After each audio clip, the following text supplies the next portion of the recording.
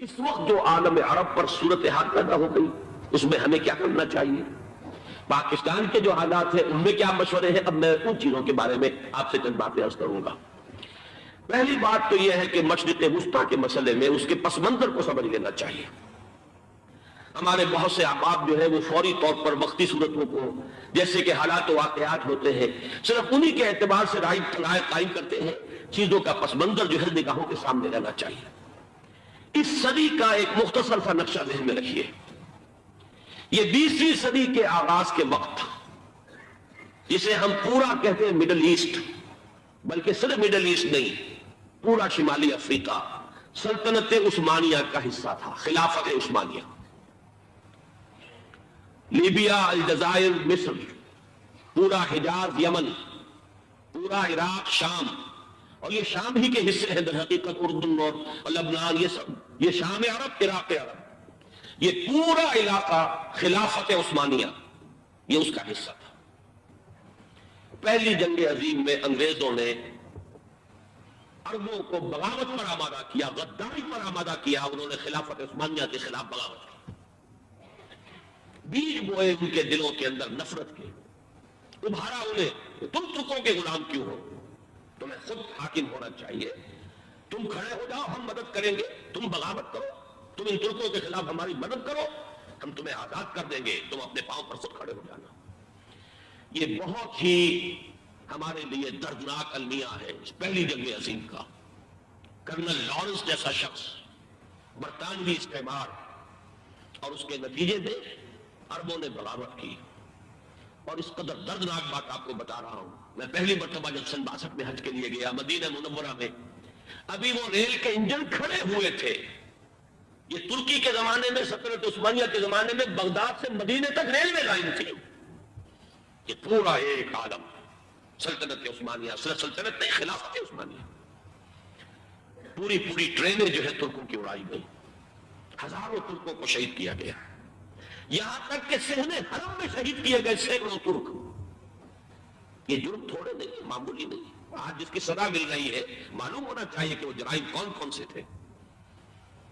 اب بھی جو لوگ گئے ہیں انہوں نے دیکھا ہوگا ترکی کا قلعہ موجود ہے اوپر پہاڑی کے اوپر، حرم کا جو سب سے بڑا دروازہ ہے باب ملک عبدالعزیز، اس کے سامنے ایک لائبریری ہوتی تھی، اب تو غالباً وہ بھی گرا دی گئی ہے، اس کے پیچھے پہاڑی پر ترکوں کا قلعہ ہے پرانا، اس پر توپیں موجود تھیں۔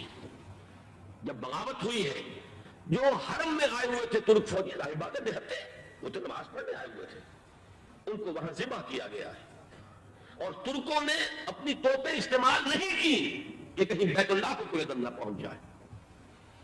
بہرحال یہ غداری ہوئی ہے پہلی جنگ عظیم کے دوران، اور نہ صرف ترکوں نے، عربوں نے کی ہے۔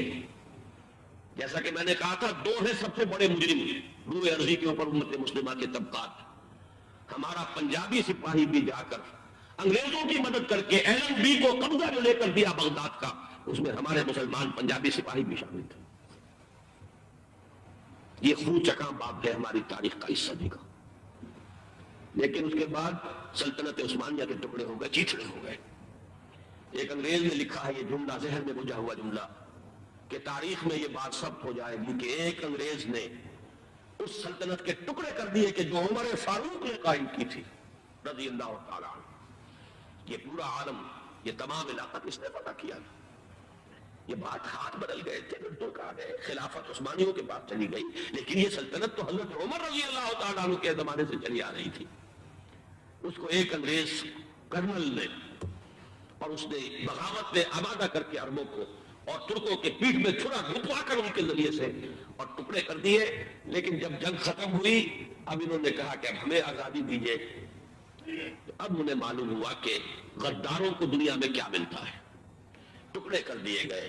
یہ حصہ عراق یہ انگریز کے پاس رہے گا، شام کا یہ علاقہ یہ فرانسیسیوں کے پاس رہے گا، مصر پر انگریزوں کا تسلط رہے گا، لیبیا اطالویوں کے پاس رہے گا، لے دے کر یہ جو علاقہ تھا حجاز، کیونکہ وہاں کچھ تھا ہی نہیں، بوادٍ غیر ذی زرع، یہ عربوں کے پاس چھوڑ دیا گیا۔ اس وقت جو بادشاہ ہیں شاہ حسین اردن کے، ان کے دادا سب سے بڑے غدار وہی تھے، لہذا ان کو اس علاقے کی بادشاہ دے دی گئی۔ اس کے بعد نجد سے تحریک اٹھی، وہ سعودی جو خاندان ہے وہ نجد سے اٹھا. نجد میں اس وقت کچھ بھی نہیں تھا، وہ تو صرف ریت کے تودے تھے، کچھ بھی نہیں. لہذا ادھر کسی استعماری قوت کو دیکھنے کی ضرورت ہی نہیں تھی. وہ تو بعد میں تیل برآمد ہوا، اس کی حیثیت ہو گئی، اور یہ امارات کا علاقہ جو ہے اس کی دنیا میں اب گویا کہ یوں سمجھیے کہ جو سب سے زیادہ اہم علاقے ہو سکتے ہیں روئے ارضی کے نقشے پر، ان میں سے ایک تو ہو گیا. لیکن یہ اس وقت کی بات میں کر رہا ہوں، کوئی حیثیت نہیں تھی، لہذا اس کو چھوڑ دیا گیا. یہ ہے تاریخی پس منظر، یہ لکیریں جو کھینچی گئی ہیں. یہ ایک ملت اسلامیہ کو جو قومیتوں میں تقسیم کیا گیا، پھر نعرے لگوائے گئے المصر للمصریین الشام للشامیین. اب شامی ایک علیحدہ قوم ہو چکے ہیں، مصری ایک علیحدہ قوم ہو چکے ہیں، عراقی ایک علیحدہ قوم ہو چکے ہیں. یہ ساری تقسیمیں استعمار کی پیدا کرنا ہے، اس کا کوئی تعلق اسلام کے ساتھ نہیں. اب ضرورت تو اس بات کی تھی کہ استعمار کے پنجے جب یہاں سے کچھ ہٹے، دوسری جنگ عظیم کے بعد ایک دور آیا. امریکہ عمرہ ہے دنیا کی عالمی سطح پر سیاست میں، اس کے ہاں کچھ آزادی کے تصورات تھے، اس نے بھی سپورٹ کیا. برطانیہ کمزور ہو چکا تھا، وہ اتنے بڑے علاقے کو ہولڈ نہیں کر سکتا تھا. ہندوستان بھی آزاد ہوا، پھر یہ کہ اور دوسرے علاقوں سے بھی اس کو پسپائی اختیار کرنی پڑی. استعمار کے پنجے جس طرح بھی ہوئے، ان کے سینوں سے، عربوں کے سینوں سے جو ہے گویا کہ وہ ہٹے. لیکن امریکہ نے ایک اپنی بہت بڑی حکمت عملی جو اختیار کی، عالم عرب کے سینے میں اسرائیل کا خنجر پیوست کر دیا تاکہ یہ کبھی آزاد نہ ہو جائے. ہمارے انگوٹھے تلے رہے، ہماری پالیسی گورن کرے. یہ استعمار کا دوسری جنگ عظیم کے بعد جہاں برطانوی استعمار، فرانسیسی استعمار رفتہ رفتہ یہ ہٹنے شروع ہوئے. صدر ناصر نے انگریزوں کو اٹھا کر پھینکا میڈیٹرینین میں اور دوسرے جگہوں سے. الجزائر نے آزادی حاصل کی فرانس سے، اطالویوں سے جو ہے لیبیا والوں نے آزادی حاصل کی. یہ ہو گیا، لیکن ایک خنجر پیوست کر دیا گیا اسرائیل کا سینہ عرب. اس صورتحال میں ظاہر بات ہے کہ ایک تو بڑی آئیڈیل پوزیشن تھی کہ پورا عالم اسلام متحد ہو، لیکن وہ تو بہت دور کا خواب معلوم ہوتا ہے. علامہ اقبال سے بڑا کوئی نقیب نہیں ہے ملت اسلامی کی وحدت کا. ایک ہو مسلم حرم کی پاسبانی کے لیے نیل کے ساحل سے لے کر تاب خاک کاشغر. لیکن انہیں بھی اپنے لیکچرز میں کہنا پڑا کہ اس وقت جو صورتحال ہے پورے عالم اسلام کی ایک وحدت بن جانا تو تقریباً ناممکن نظر آ رہا ہے. اگر کسی طرح ایک common wealth of Muslim nations وجود میں آ جائے تو بھی بڑی کامیابی ہوگی. لیکن اس سے بھی پہلے یہ تو زیادہ آسان تھا کہ عالم عرب ایک وحدت کی شکل اختیار کر لے. یہ تو ایک قوم ہے، اکثر و بیشتر ایک نسل یا زیادہ دو نسلیں کہتی ہیں. شمالی افریقہ میں بربر نسل بھی ہے، باقی تو سب عرب ہے. یہ پورا عالم ایک نسل، ایک زبان، پورے اتنے رقبے کے اوپر بولے جانے والی ایک زبان، یہ تو ایک ہو جائے. افسوس یہ ہے کہ اس کا ایک ہو جانا ایک شخصیت عمری تھی جو مذہبی مزاج کی شخصیت تھی، جو دینی مزاج کی حامل شخصیت تھی. اگر اس کی قیادت میں عالم عرب متحد ہو جاتا تو واقعتاً ایک بہت بڑا جو ہے مرحلہ وہ طے ہو جاتا پوری عالمی ملت اسلامیہ کی ایک وحدت اختیار کرنے کا. وہ شخصیت تھی شاہ فیصل شہید کی. اور اس لفظ کے ساتھ ہی آپ کے دل میں آ گیا ہوگا کیوں انہیں شہید کر دیا گیا، کس نے کیا کرایا، کہاں سے تعلیم حاصل کر کے آیا تھا وہ جس نے شہید کیا شاہ فیصل شہید کو. اس کی گردن پر کون سوار تھی، وہ یہودی لڑکی کے جس کے فوٹو بھی شائع ہوئے، ایک گردن پر اٹھائے کھڑا ہوا شہزادہ اپنی ایک یہودی دوست کو، لڑکی کو. اور وہی ہے کہ جس نے جا کر پستول سے شہید کیا ہے. جان اچھی طرح جان لیجئے، جیسے بارہا میں نے عرض کیا ہے کہ حضرت عمر کو شہید کرنے والا کہنے کو ابو لولو فیروز تھا، لیکن اس کے پیچھے پورا ایرانی نسل پرستی کا جو پورا پس منظر ہے، اسے تو ہر شخص جس کی ذرا بھی نگاہ جو ہے جو صرف منظر کو نہ دیکھ رہی ہو، پس منظر کو بھی دیکھنے والی ہو، وہ تو جان لے گی کہ ابو لولو فیروز ایک فرد کا نام نہیں تھا، وہ ایران کا انتقام تھا عالم عرب سے. بالکل اسی طریقے سے یہ امریکی استعمار کا ہتھ کنڈا تھا، اسے محسوس ہوا. شاہ فیصل مذہبی مزاج کا شخص، یہ عمر رہا ہے. اور یہ شاہ فیصل کی حکمت عملی کا ذرا آپ اندازہ کیجئے. لاہور میں سمٹ کانفرنس ہوئی، اس میں وہ آئے، سب سے ٹاورنگ پرسنالٹی پورے اس وقت عالم اسلام کے اندر شاہ فیصل کی تھی. اور وہ گویا کہ ایک بہت ہی جس کو کہا جائے ایک بہت ایلڈرلی، ایک بزرگانہ ایک شخصیت جو ہے. اور انہوں نے اپنے دولت کے دروازے، عرب میں وہ مشہور تھے کہ نہایت خسیس اور بخیل انسان ہے. اس لیے کہ وہاں وہ خرچ کرتے تھے حساب کتاب کے ساتھ، لیکن ان کے خزانے کھلے ہوئے تھے عالم اسلام کے لیے، ادھر بھی مدد ہے ادھر بھی مدد ہے، ادھر بھی کام ہو رہا ہے ادھر بھی کام ہو رہا ہے۔ پھر انہوں نے تیل کا ہتھیار استعمال کر کے ایک دفعہ امریکہ کو دن میں تارے دکھا دیے تھے، لہذا ان کا ہٹایا جانا سین سے یہ امریکی استعمال کے لیے لازم تھا۔ اب لے دے کر رہ گئے کون سے کلر مزاج کے لوگ۔ پہلی اٹمپٹ جمال عبد الناصر نے کی، ناکام ہو گیا۔ قذافی صاحب نے کوشش کی کہ وہ ان کی جانشینی حاصل کر لے، ناکام ہو گیا۔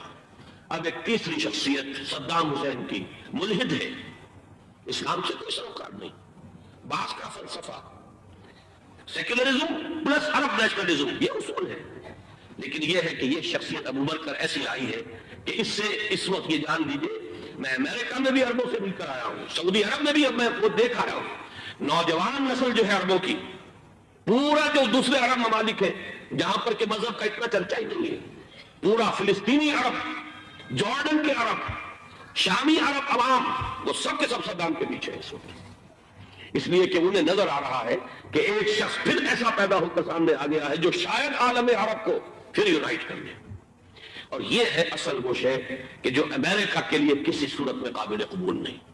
دولت کے یہ ذخائر، خلیج کی یہ دولت، سیال سونا اور اس کے ذخیرے، اور یہ کسی طریقے سے یہ امریکہ کے زیر اثر میں رہے، یہ ہے وہ شے جو اسے برداشت نہیں ہے۔ وہ کوئی عربوں کی محبت میں نہیں آیا 2.5 لاکھ فوج لے کر، وہ کوئی شاہی عرب جو خاندان ہے سعودی، اس سے اس کی کوئی دلچسپی نہیں ہے، کوئی پتہ نہیں کہ وہ خود ان کو ہٹا دے اور وہاں پر کوئی جمہوری ڈھانچہ جو ہے وہاں پہ کھڑا کروا دے خود امریکہ۔ اس لیے کہ سعودی عرب میں دیکھ آیا ہوں، حالات اگرچہ ظاہر بات ہے کہ زیادہ گہرائی میں تو وہاں جانے کا موقع ہی نہیں ہوتا، بہت ہی مستبد حکومت ہے، لیکن صاف نظر آ رہا ہے کہ اس وقت دونوں طبقے نوجوانوں کے جو ہے وہ شاہی خاندان کے شدید خلاف ہو چکے، جو وہاں پر جدید مثقف طبقہ ہے، جدید تعلیم یافتہ، جو باہر پڑھ کر آیا ہے امریکہ میں اور کہیں اور وہ کثیر تعداد میں، اب وہ صاف سوال کر رہے ہیں کہ یہ بلینز اور بلینز آف ڈالرز کے جو ہمارا خرچہ آتا تھا، ہمارے ہتھیاروں کے آرڈر جاتے تھے، وہ کہاں گئے؟ کل 65,000 فوج، اور عرب کے پاس، سعودی عرب کے پاس اتنے ٹینک بھی نہیں ہے جتنے کہ یمن جیسے غریب ملک کے پاس ہے، تو ہمارا روپیہ یہ گیا کہاں؟ یہ ایک سوال ہے جو ہر شخص کے ذہن کے سامنے ہے۔ اب ہمیں اپنے معاملات کو خود سنبھالنا ہوگا۔ اسی طریقے سے جو مذہبی طبقہ ہے، اور وہاں ہے بڑی تعداد میں مذہبی طبقہ نوجوان جن میں بڑا جذبہ ہے، اور ان کا وہ جوش جہاد انہیں جہاد افغانستان تک لے کر آیا، سینکڑوں عرب نوجوان یہاں جو ہے شہید ہوئے، اپنے ملک میں تو انہیں بولنے کی بھی کوئی امکان نہیں ہے، لیکن یہاں وہ جذبہ جو اندر اندر پروان چڑھ رہا ہے، وہ جذبہ انہیں لایا ہے، اور افغانستان کی سنگلاخ وادیوں کے اندر انہوں نے جام شہادت نوش کیا ہے۔ وہ طبقہ بھی شدید مخالف ہو چکا ہے کہ انہوں نے امریکیوں کو بلا کر، ان میں یہودی بھی ہے، عیسائی تو ہے ہی ہے، یہودی ہیں، یہودی عورتیں ہیں، جو کچھ اب وہاں بے حیائی اور بے پردگی کے مناظر نظر آ رہے ہیں۔ یہ سرزمین عرب، میں نے امریکہ میں تقریر سنی ہے اسنا کے جو فائنل ان کا ایک سیشن تھا، اسلامک سوسائٹی آف نارتھ امریکہ، جس میں میں مدعو کیا گیا تھا، اسی لیے میں نے یہ سفر کیا تھا۔ ایک نوجوان نے جو تقریر وہاں پر کی ہے، واقعہ یہ ہے کہ میں حیران رہ گیا اس کی جرأت کا۔ اس نے کہا کہ حضور نے فرمایا تھا کہ جزیرہ نما عرب میں 2 دین جمع نہیں ہو سکتے، اور آج شاہی خاندان کی صرف اپنی حکومت کو بچانے کے لیے امریکیوں کو اتنی بڑی تعداد میں بلا لیا گیا ہے، جن میں موبائل چرچ بھی ہے، موبائل سینیگوگز ہیں، یہودی مرد اور عورتیں جو ہے دندناتے کر رہے ہیں آج عرب کی سرزمین پر۔ لہذا جو مذہبی طبقہ ہے وہ اس پر شدید رد عمل جو ہے اس کے اندر پایا جاتا ہے۔ یہ حالات ہے جو میں آپ کے سامنے چاہتا تھا کہ رکھوں، یہ وہ شامت اعمال ہے۔ ایک طرف یہ کہ وہ شخصیت جو ہے صدام حسین کی، وہ کوئی پسندیدہ شخصیت نہیں، لیکن یہ کہ اس شخصیت کو تقویت دینے والے بھی تو یہی لوگ تھے۔ انہیں خطرہ تھا ایران کے انقلاب سے کہ کہیں اسی قسم کا کوئی انقلاب ہمارے یہاں نہ آ جائے، لہذا انقلاب ایران کو ایکسپورٹ نہ ہونے دے، اس لیے انہوں نے اسی صدام حسین کو بلینز اور بلینز آف ڈالرز کی مدد دی۔ آج وہی ہے، عربی کی تو ایک کہاوت بھی ہے، سمن کلبک، یا کو اپنے کتے کو کھلا پلا کے موٹا کرو، کسی روز تمہیں کو کاٹے گا۔ آج وہ تو انہیں کاٹ رہا، لیکن یہ کہ اس کا جو علاج تجویز ہوا ہے وہ انتہائی خوفناک ہے۔ 2.5 لاکھ امریکی وہ استعمار کے پنجے جو بمشکل عالم عرب کے سینے سے جو گڑے ہوئے تھے اس استعمار میں، مشکل ہٹے تھے کہ ایک دم اب وہاں پر خبریں آ رہی ہیں، فرانسیسی بھی آ رہے ہیں، برطانوی بھی آ رہے ہیں، کہاں سے فوجیں آ رہی ہیں، اور وہاں پر 2.5 لاکھ صرف امریکن آرمی کا، اس میں تقریباً 1.5 لاکھ تو پہنچ چکی ہے، اور جو بھی ہوگا وہاں پر جیسا کہ میں نے عرض کیا ہے اس قدر خوفناک سین ہے. میں نے بہت سے حضرات واقف ہوں گے, کئی مرتبہ میں نے حوالہ دیا ہے مولانا سید حامد میاں رحمہ اللہ کا.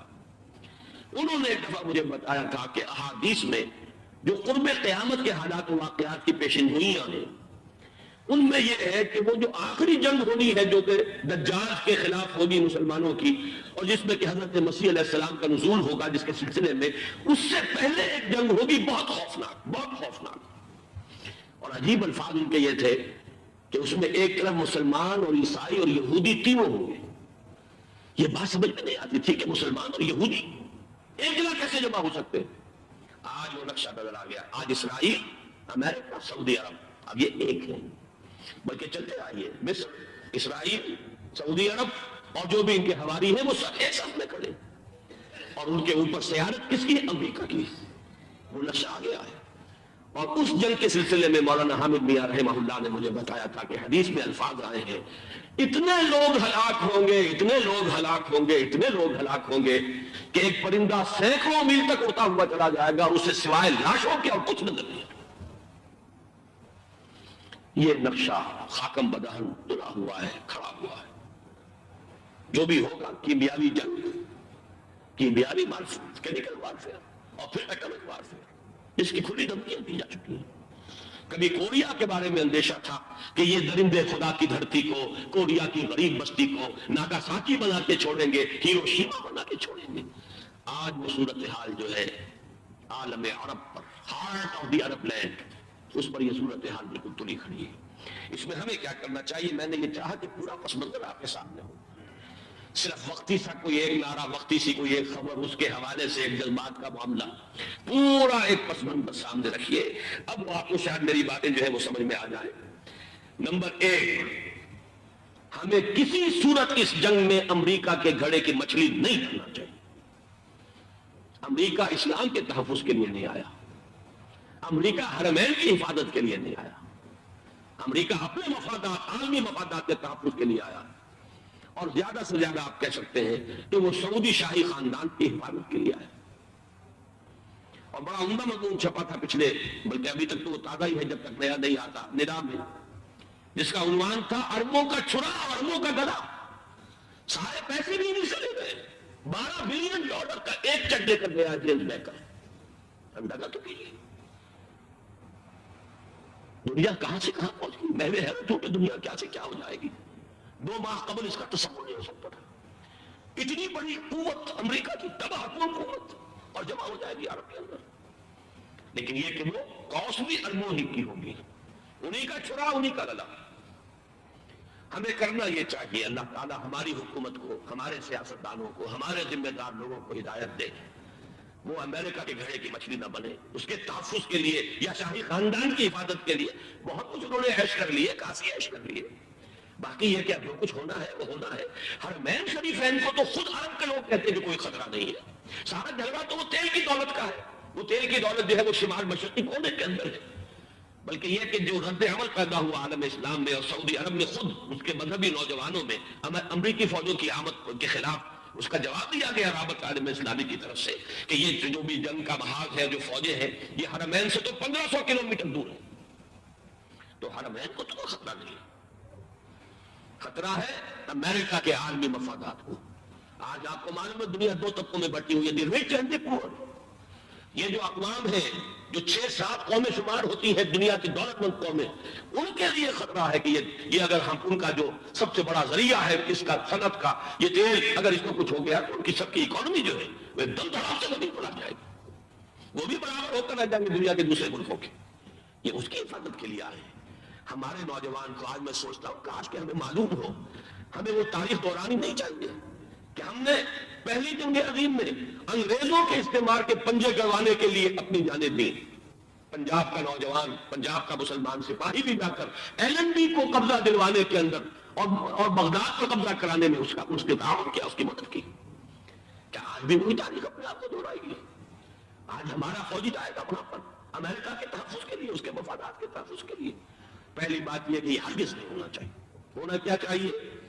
پہلی کوشش یہ ہو کہ یہ بین الاسلامی معاملہ بنے, مسلمان امت آئے, امریکی فوجیں جائیں, فرانسیسی جائیں, برطانوی جائیں, ہاں اس صورت میں میں کہتا ہوں پاکستان کا ایک ایک بچہ وہاں جائے اور اپنی جان قربان کر دے, اس لیے کہ یہ قرآن کا حکم ہے.